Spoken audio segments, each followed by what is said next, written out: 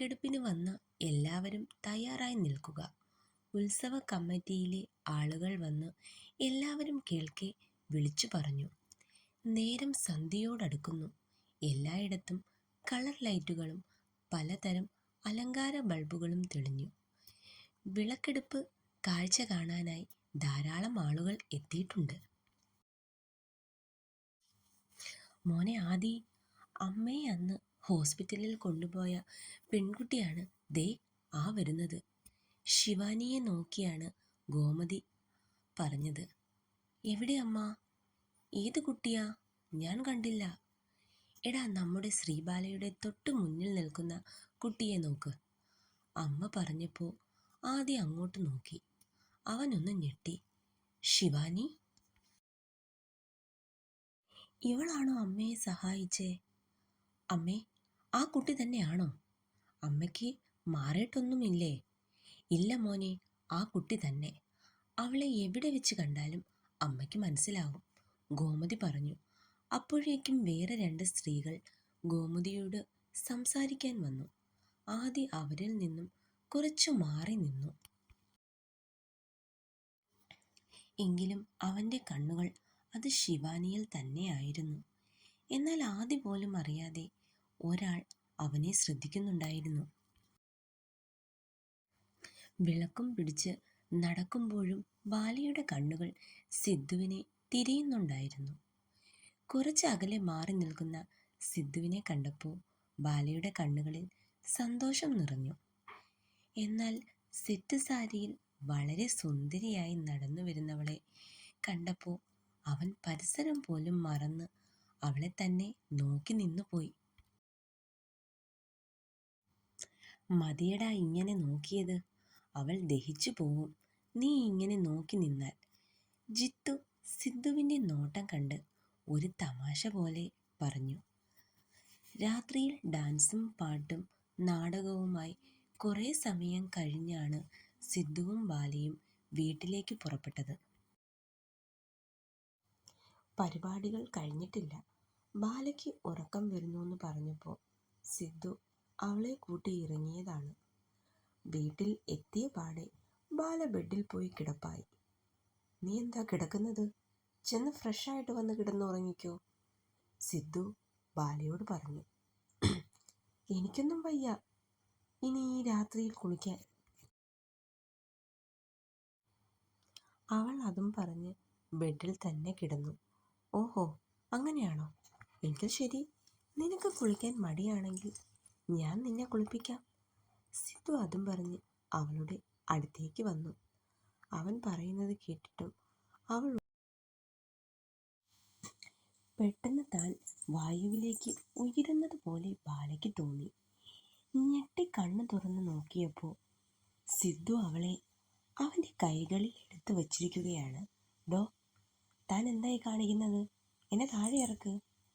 ഇല്ല, നിനക്കല്ലേ കുളിക്കാൻ പ്രയാസം, അതുകൊണ്ട് ഞാൻ തന്നെ നിന്നെ അങ്ങ് കുളിപ്പിച്ചേക്കാം.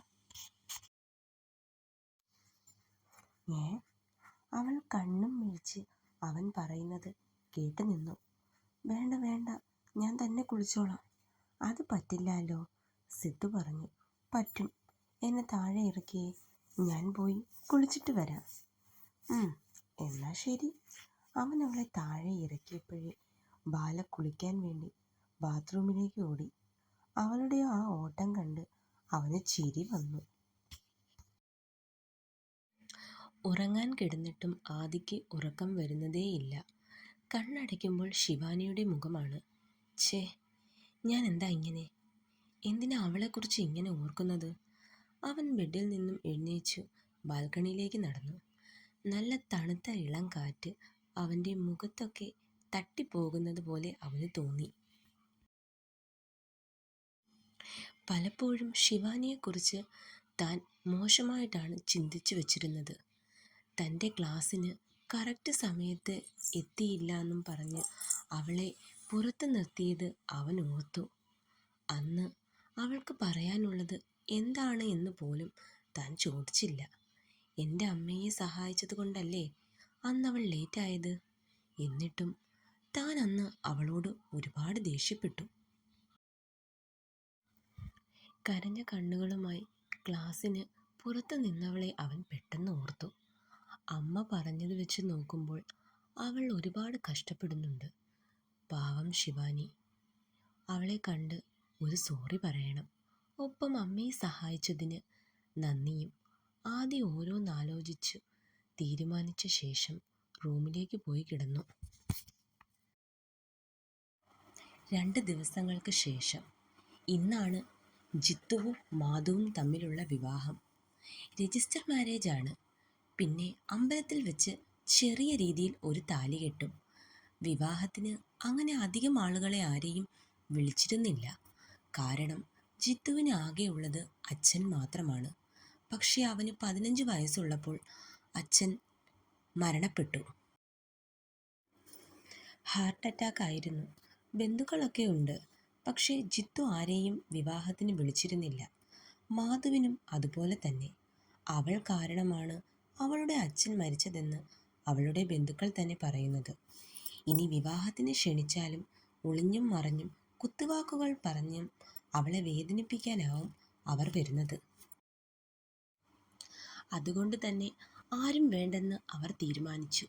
രാവിലെ തന്നെ ബാലയും ശിവാനിയും ആവണിയും മാധുവിനെ റെഡിയാക്കണം എന്ന് പറഞ്ഞ് മാധുവിൻ്റെ വീട്ടിലെത്തിയിട്ടുണ്ട്. കടും ചുവപ്പിൽ ഗോൾഡൻ കളർ ഡിസൈൻ വരുന്ന ഒരു പട്ടുസാരി ആയിരുന്നു മാധുവിൻ്റെ വേഷം. മുടി നന്നായി സെറ്റ് ചെയ്തു.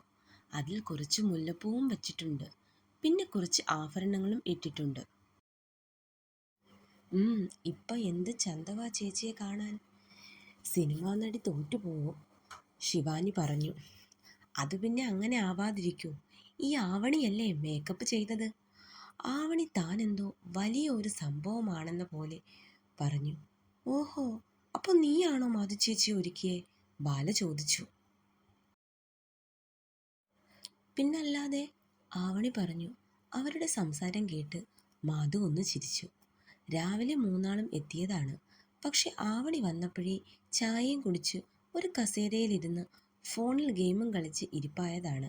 ബാലയും ശിവാനിയുമാണ് ഒരുക്കങ്ങളെല്ലാം ചെയ്തത്. മാധു ഓർത്തു. അമ്പലത്തിലേക്ക് പുറപ്പെടാൻ സമയമായി. മോളെ മാധു, വരൂ. ഗോമതിയാണ് അവരെ വന്ന് വിളിച്ചത്. മാധു അവളുടെ മുത്തശ്ശിയുടെ അനുഗ്രഹം മേടിച്ചു. അവൾക്ക് അവർ മാത്രമേ ഇപ്പോൾ ഉള്ളൂ. പ്രായത്തിൻ്റെ ചില അവശതകൾ ഉള്ളതിനാൽ അവർ അമ്പലത്തിൽ പോകുന്നില്ല. ഗോമതി മുത്തശ്ശിക്ക് കൂട്ടായി വീട്ടിൽ നിൽക്കുവാണെന്ന് പറഞ്ഞു. കുറച്ചു കഴിഞ്ഞ് ആവണിയുടെയും ശിവാനിയുടെയും അമ്മമാർ കൂടി എത്തും. അവരും അമ്പലത്തിലേക്കില്ല. വിവാഹമൊക്കെ കഴിഞ്ഞ് വരുന്നവർക്ക് ചെറിയൊരു സദ്യ ഒരുക്കുന്നുണ്ടവർ. പുറത്തു നിന്നും ഫുഡ് ഓർഡർ ചെയ്യാമെന്ന് ജിത്തു പറഞ്ഞതാ. എന്നാൽ അമ്മമാർ ആരും സമ്മതിച്ചില്ല. അങ്ങനെ അത് അവരുടെ ഇഷ്ടത്തിന് വിട്ടു. ആദ്യമാണ് മാധുവിനെയും മറ്റുള്ളവരെയും കൂട്ടാൻ കാറുമായി വന്നത്. മാധു കാറിൻ്റെ മുൻസീറ്റിൽ കയറി. ബാക്കി മൂന്നാളും പിന്നിലും. ആദിയുടെ കണ്ണുകൾ ഇടയ്ക്കിടയ്ക്ക് ശിവാനിയിലായിരുന്നു. അത് ഒരാൾ ശ്രദ്ധിച്ചിരുന്നു. തുടരും. സ്റ്റോറി ഇഷ്ടമാവുന്നുണ്ടെങ്കിൽ എല്ലാവരും ചാനലൊന്ന് സബ്സ്ക്രൈബ് ചെയ്യണേ. അതുപോലെ തന്നെ ലൈക്കും കമൻറ്റും ചെയ്യാൻ മറക്കരുതേ.